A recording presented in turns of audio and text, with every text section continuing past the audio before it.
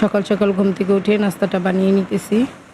ঘর দুয়ার সব গুছিয়ে নিলাম, তারপরে আটাটা গুলিয়ে নিতেছি। সিদ্ধ আটা রুটি বানাবো, আর হলো আলু ভাজি। আস্তে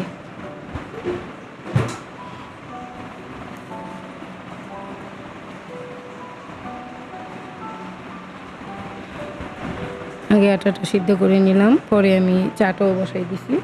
চা বসানোর পরে চাটা হয়ে যাইব, আটাটাও সিদ্ধ হয়ে গেছে, রেখে দিলাম সাইডে। আর এখন আমি চাটাও নামিয়ে নিব। চাটা নামানোর আগে আমি পাশে চলে এখন আলু ভাজিটা করে নিব। আলু ভাজি বসাই দিছি, দিলাম শুকনো মরিচের তেল। লাল হয়ে যাওয়ার পরে দিয়ে দিব এখন আলু ভাজিটা।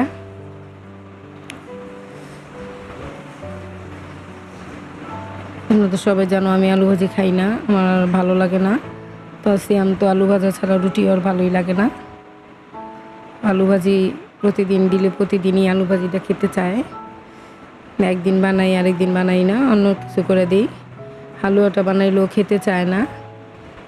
এখন আমি রুটিটা বেলে নিতেছি, ভেজেও নিতেছি।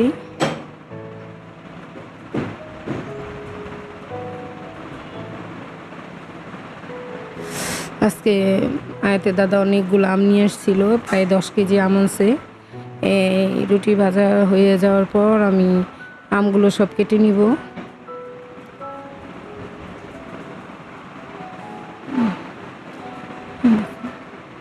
রুটিটা ভেজে নিলাম, রুটি ভাজা শেষ। এখন আমি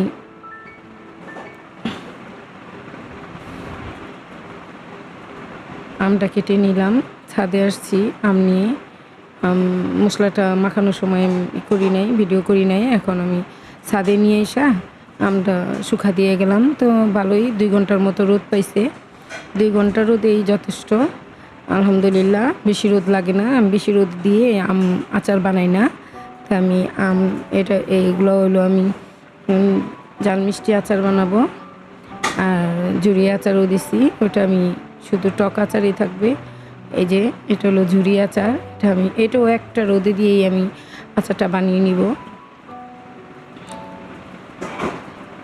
ঝুরি আচারে কোনো হবে না, মিষ্টি দিব না। এই দেখো ছাদে দিয়ে গেলাম অনেকগুলো আচার। আমরা ছাদে দিয়া তারপরে আইসা আবার রান্না বাড়া জোগাড় করতে হইব। অনেক রৌদ্র ছিল, 2 ঘন্টা রোদ হওয়ার পরে বৃষ্টি এসে পড়ছে। দেখো আমার আম গাছে কত আমের বোল আসছে। এটা 12 মাসের গাছের আম হয়, এটা 12 মাসই আম হয়। আর এই যে আমাদের বাগান বিলাস, এটা হলো ছোট গাছ, এটার মধ্যে ফুল ফুটছে। আর এই দেখো সন্ধ্যার পর আমি আচারটা বানাই নিতেছি। আজকে বেশি কিছু ভিডিও করতে পারি নাই, শুধু আমের আচার ভিডিওটাই করলাম, সকালের নাস্তার ভিডিও।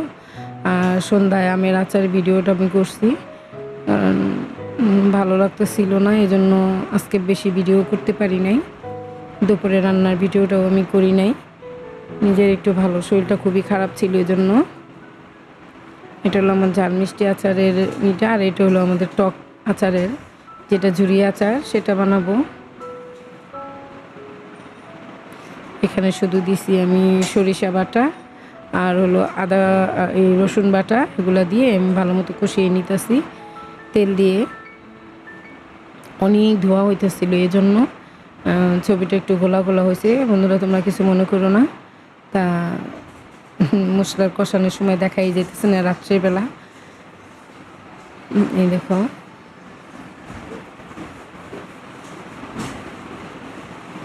এইটা হলো আমার ঝাল টক আচারেরই মশলা।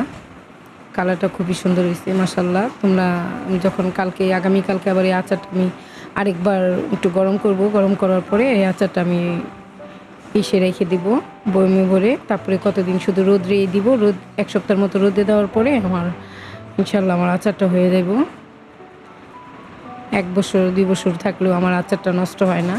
যখন আমি আচারটা রান্না শেষ হয়ে যায় তখন আমি একটু ভিনেগার দিয়ে দিই। ভিনেগার দিলে তাহলে আর আচারটা, অনেকের আচারেই ফাকন্দা পড়ে যায়। তো তোমরা সবাই যখন এটা একটু ভিনেগার দিয়ে দিবা তাহলে আর আমের আচারটা নষ্ট হবে না। ফাকুন্দা পড়ার কোনো ভয় থাকবে না। দেখো এটা হলো আমার টক আচারের এটা ঝুরি আচারের মশলাটা আমি কষিয়ে নিব। কষিয়ে ঠান্ডা করে তারপরে আমি আমের মিশ্রণটা চুলায় দিয়ে মিক্স করে রেখে দিব। এটা আবার আচারটা জাল দিতে হবে না, যদিও এখনও আমটা ভিজা ভিজা রয়েছে। মানে এই আচারটাই বেশি ভালো হয়, আবার একদম শুকাইয়া কড়কড়া করে দিলে ওইটা আবার বেশি ভালো লাগে না। আর এটা ডাল ভাতের সাথে বোয়া খিচুড়ির সাথে খেতে খুবই ভালো লাগে। তা বন্ধুরা তোমরা সবাই কমেন্টে জানাবা কেমন হয়েছে আমার ভিডিওটা। যদি ভালো লাগে লাইক কমেন্ট শেয়ার করবা, সাবস্ক্রাইব করবা। আর আগামীকালকে আবার নতুন একটা ভিডিও নিয়ে আসবো। তোমাদের ভিডিও দেখার আমন্ত্রণ জানিয়ে আজকের মতো ভিডিওটা এখানেই শেষ করছি। আসসালামু আলাইকুম।